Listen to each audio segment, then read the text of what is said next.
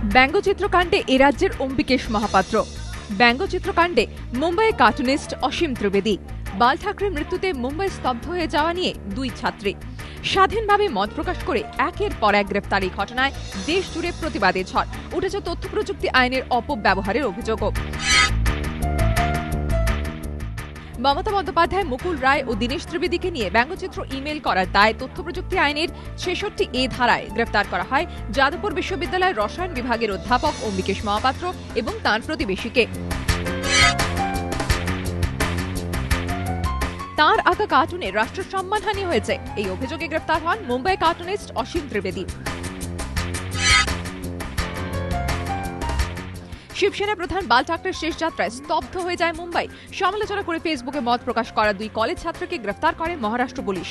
এ ব্যাপারে সুপ্রিম কোর্টে জনস্বার্থ মামলা করেন দিল্লির এক ছাত্রী। তারই প্রেক্ষিতে শুক্রবার কড়া পদক্ষেপ করে সুপ্রিম কোর্ট। দুই ছাত্রীর গ্রেফতারের কারণ জানতে চেয়ে মহারাষ্ট্র সরকারকে নোটিশ দিয়েছে শীর্ষ আদালত। এই ধরনের ঘটনা ঘটায় নোটিশ পাঠানো হয়েছে দিল্লি, পুদুচেরি এবং পশ্চিমবঙ্গ সরকারকেও। শীর্ষ আদালত জানতে চেয়েছে কেন তাদের গ্রেফতার করা হয়েছে, রাজ্যগুলোতে তথ্য প্রযুক্তি আইন ঠিকভাবে প্রয়োগ হচ্ছে কি। রাজ্যগুলিকে উত্তর দিতে হবে 4 সপ্তাহের মধ্যে। वेस्ट बंगाल का एक इंसिडेंट हमने पिटीशन में डाला है।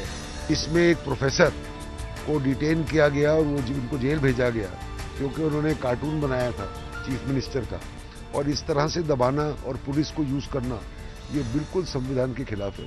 किसी भी कानून का जहां दुरुपयोग होता है उस दुरुपयोग को हमको खत्म करना। সুপ্রিম কোর্টের এই পদক্ষেপকে স্বাগত জানিয়েছেন অধ্যাপক অম্বিকেশ মহাপাত্র। আশা করি সুপ্রিম কোর্টের নির্দেশের পরিপ্রেক্ষিতে রাজ্য সরকার আবার বিষয়টাকে হয়তো ভাববে এবং উচিতভাবে রাজ্য সরকারের তরফে আমাদের উপর যে মামলাটা রয়েছে সেটা যেন সম্পূর্ণভাবে প্রত্যাহিত হয়ে যায়। তথ্য প্রযুক্তি আইনের অপব্যবহার রুখতে উদ্যোগী হয়েছে কেন্দ্র। বিষয়টি নিয়ে সংশ্লিষ্ট সব পক্ষের সঙ্গে বৈঠক করেছেন টেলিকম মন্ত্রী কপিল সিব্বল। তিনি জানিয়েছেন ৬৬A ধারার অপব্যবহার রুখতে রাজ্যগুলিকে নির্দেশ দেওয়া হয়েছে। এরপরে ওই আইনে কোনো মামলা দায়ের করতে হলে মেট্রো শহরে আইজি এবং অন্য শহর বা গ্রামাঞ্চলের ক্ষেত্রে ডেপুটি কমিশনার বা সম পদমর্যাদার অফিসারের অনুমতি নিতে হবে। অ্যাটর্নি জেনারেল জি বাহনবাদীকে এদিন আদালতে উপস্থিত থাকতে নির্দেশ দিয়েছিল সুপ্রিম কোর্ট। আদালতে উপস্থিত হয়ে তিনি জানান, তথ্য প্রযুক্তির আইনের ৬৬A ধারার অপব্যবহার রুখতে নির্দেশিকা তৈরি করা হচ্ছে। এবিপি আনন্দ।